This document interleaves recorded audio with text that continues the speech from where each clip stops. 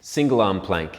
Now this is essentially a progression over a two-hand plank, but we can also use this as a kind of balancing out exercise if you think unilaterally. So here in this, we can regress to the knees, and now we can work the right side and the left side independently. So if we have some kind of imbalance, we can kind of work on those, right, and get them equal and up to scratch. Now, a couple of things to be mindful of is just like in a regular hand plank, we're going to be focusing on 1, the shoulders, and 2, the hips. So with the shoulder position, hands are going to be turned out slightly and the shoulders are going to be set down, and we're going to press the floor away by spreading the shoulder blades. This is our home. This is where our shoulders are stable. This is where we can build strength, right? Notice the hands. I can also put them closer together to make it easier and further apart to make it harder.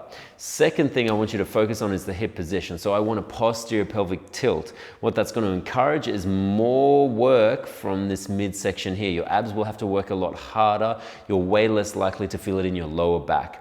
So in practice, that looks like this. Like I said, we talked about the hand position. The reason being, if I have my hands close here, whether I'm knees or toes, it doesn't matter.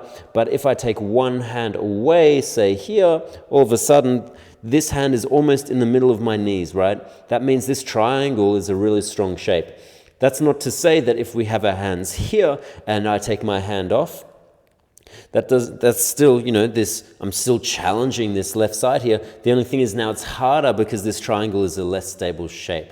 Cool? So in practice, what it looks like is this. The shoulders are set down away from the ears. The hands are turned out slightly. I'm pressing the floor away, so shoulder blades are spread. I can be knees with the hips tucked, or I can be toes with the hips tucked. And then I'm simply going to take one hand away, one base of support, and we're going to hold here for the prescribed time.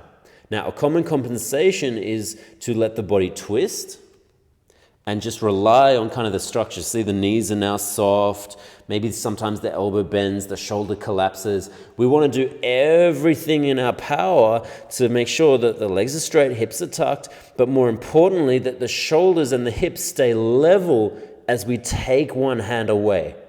And it stays here for the duration of the hold.